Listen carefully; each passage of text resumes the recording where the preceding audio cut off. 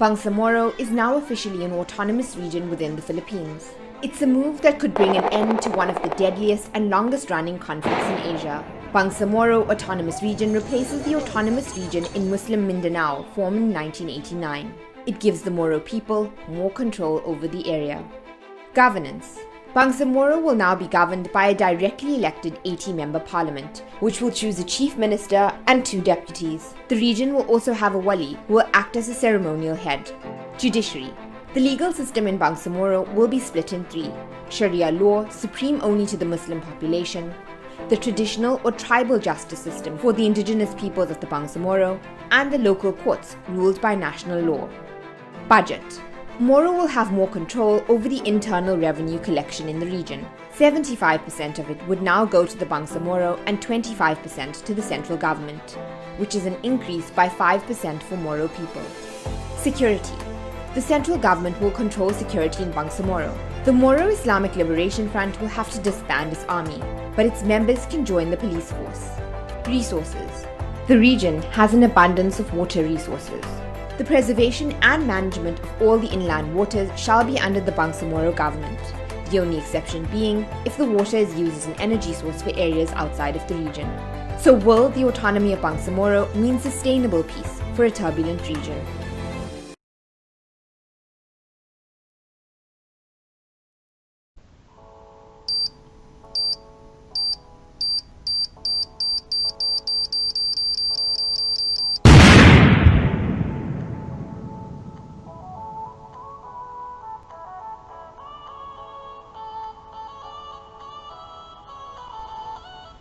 Conflicts between the government of the Philippines, GPH, and Muslim rebels have been rampant in the southern Philippines.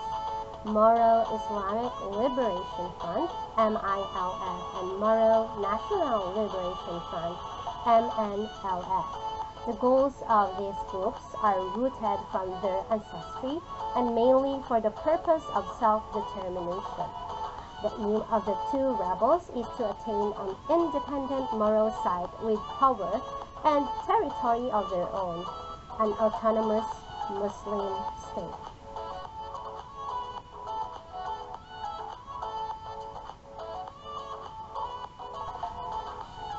The creation of the Bangsamoro is a fairly new concept in the peace talks between the GPH and the Muslim rebel groups. Also, there has been no unified entity of Muslims separate from the GPH.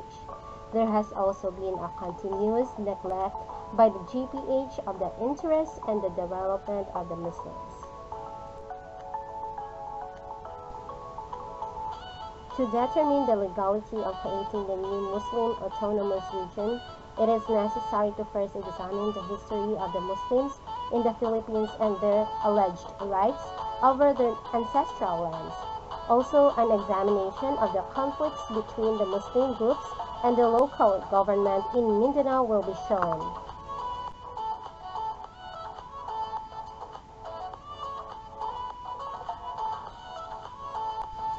The etymology of the term Bangsamoro is from the Malay word Bangsa, which means nation, people, or descent group, and the Spanish word Moro, which was originally meant for the natives of Morocco but were used for Muslim Malay tribes.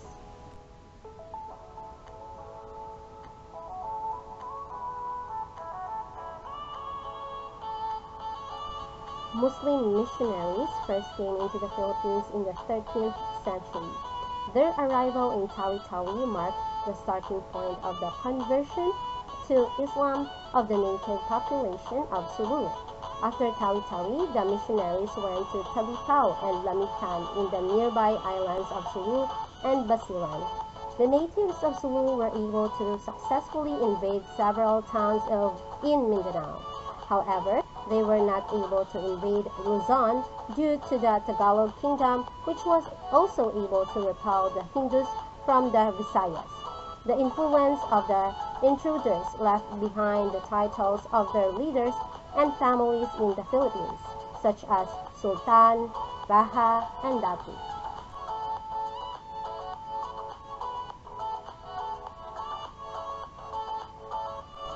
the land of the Muslims soon became part of the Philippines and was subject to the control of the Philippine government after the independence. To gain control of the various areas in Mindanao, the MNLF continued their pursuit for liberation through armed coalitions with the government in the 1970s. The conflict in Mindanao in 1973 led to injuries and deaths of innocent citizens. This also caused prejudice to the image of Mindanao. On 7 July 1975, former President Ferdinand E. Marcos signed Presidential Decree No. 742, which created the Central and Western Mindanao regions, as well as the Office of the Regional Commissioner, ORC. On 23 December 1976, the Tripoli Agreement was signed by the GPH and the MNLF in Libya. Then Presidential Proclamation No. 1628 was signed by former President Marcos on 25th March 1977, which created the autonomous region in southern Philippines.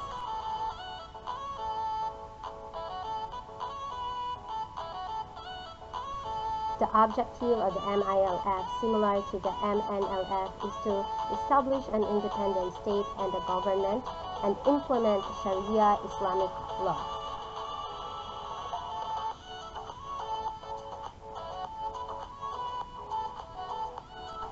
In 1987, the MNLF signed a peace agreement with the GPH called the Jeddah Accords. Meanwhile, the MILF continued its refusal to recognize any peace agreement with the GPH.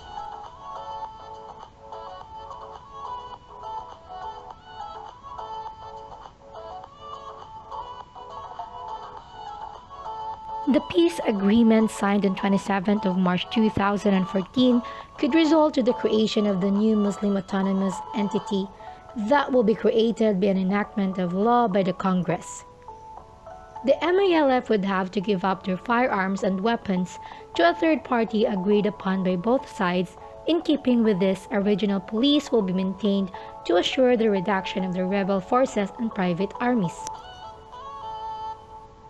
A chief minister shall head the ministerial government of the Bangsamoro, where voters will elect their leaders from parties and their ministers.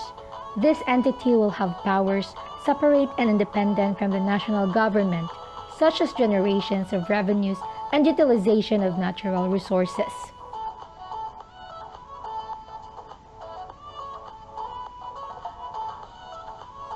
Before the congressional deliberation on the BBL, Senator Defensor Santiago said that the agreement between the GPH and the MILF is unconstitutional because it would create a region with greater economic and political powers that will replace the ARMM. She stated that the agreement is tantamount to the consent of the executive to amend the Constitution, as the BBL cannot be properly enacted without such amendment. The former Justice Mendoza also agreed with this statement. The BBL's reference to the Bangsamoro region as a territory and as an ancestral homeland is highly problematic and unconstitutional. The Constitution dictates that an autonomous region must be a part of the Philippine territory. The provision of the proposed law acknowledged the self-determination of the Bangsamoro people and support the creation of a separate Bangsamoro political entity. According to the examination of the CAB with their analysis with the BBL's preamble, there's a danger that a new state might be created. The preamble states that the Bangsamoro people will have the freedom to chart their political future through a democratic process that will secure their identity and posterity and allow for genuine and meaningful self-governance as stipulated under the CAB. Other examples of the BBL compared to the constitutional law is the Article 1, Section 2 of the BBL, which states that the name of the political entity under this basic law shall be Bangsamoro.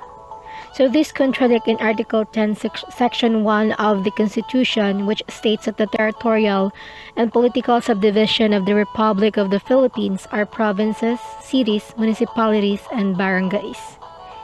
Also in Article 1, Section 3 of the BBL provides that the law is to establish a political entry, provided for its basic structure of government in recognition of the justness and legitimacy of the cause of the Bangsamoro people, and their aspiration to chart their political future through a democratic process that will secure their identity and posterity and allow for a meaningful governance. As to social justice, in Article 4, Section 7 of the BBL, the use of the term citizen in this provision is vague as to what it refers. From a plain reading of the law, the word citizen refers to those who fall within the definition of the Bangsamoro people, but such reference was already declared by the Supreme Court as unconstitutional. So thus the word citizen, a question arises whether it means a Filipino citizen or a Bangsamoro citizen. The term citizen is defined as a person who, by either birth or naturalization, is a member of a political community, owing allegiance to the community and being entitled to enjoy all its civil rights and protection.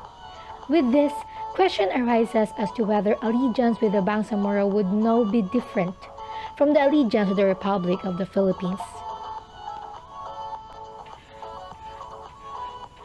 The Bangsamoro people are those who at the time of the conquest and colonization were considered natives or original inhabitants of Mindanao and the Sulu archipelago and its adjacent islands, including Palawan and their descendants, whether of mixed or of full blood. They shall have the right to identify themselves as Bangsamoro by ascription or self-ascription. Spouses and their descendants are classified as Bangsamoro as well. In Article 2, Section 3 of the BBL provides that Bangsamoro Parliament would have its own official flag, emblem, and official anthem. This creation of Bangsamoro Parliament is unconstitutional for being contrary to the system of local government and autonomous regions. Also providing for the different official flag emblem is a violation of Article 16, Section 1 of the Constitution. Territory has also been an issue in the deliberation and negotiation for the creation of the Bangsamoro. Article 3, Section 1 of the BBL provides for the territory of the Bangsamoro, which shall be the landmass as well as the maritime, terrestrial, fluvial, and alluvial domains, and the aerial domain above it. This further states that the Bangsamoro territory shall remain a part of the Philippines. It can be read that the Bangsamoro government will have a different form of government from the Philippines. The Bangsamoro government is given a wide array of government whose limitations are only those reserved to the national government. However, the power of the national government must not be limited. In fact, according to Article 10, Section 17 of the Constitution, all powers, functions, and responsibilities not granted by this Constitution or by law to the autonomous regions shall be vested in the national government. The concurrent powers of the Bangsamoro government also include auditing and civil service. The power vested in the COA shall include the power to audit the use of funds and properties by the government and its subdivisions, even including the Bangsamoro government.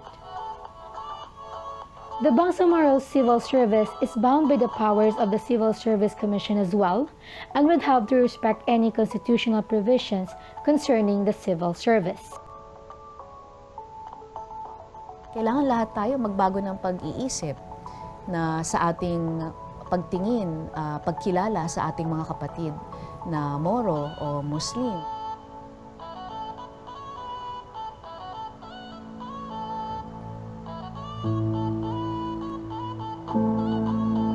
Hindi pa po dumating ang Kastila dito sa Pilipinas. Nandito na po ang Islam.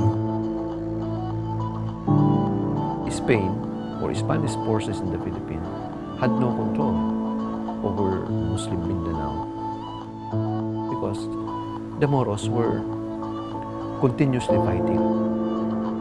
The Moros oppose colonialism. There's such saying like, a good Moro is a dead Moro. Sabi na line up kayo automatic. Di nag-line up kami. Pag line up namin, yung bag namin sa likod namin, binaba namin. Nakaganyan pa kami, hindi pa kami nakatayo. Papapapapap. Wala nang nakatayo, ako na lang.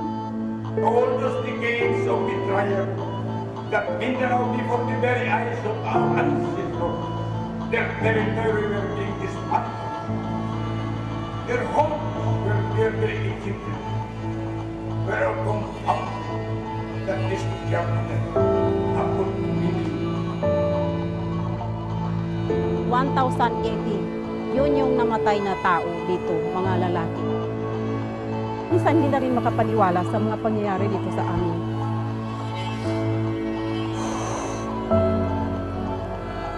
Pero yung nangyari, di talaga maalis hanggang sa second generation pa hindi maalis. Kaya hindi pa ayos yung muski. Hanggang magkita namin pa yung muski, parang bukas pa rin nangyari. Kailangan ng katarungan namin ibigay ng gobyerno. Moros are people, they are thinking creatures. They respond to kindness. They respond to accommodation. So if you are treated well, then there is no more reason why the Moros have to rebel against the government.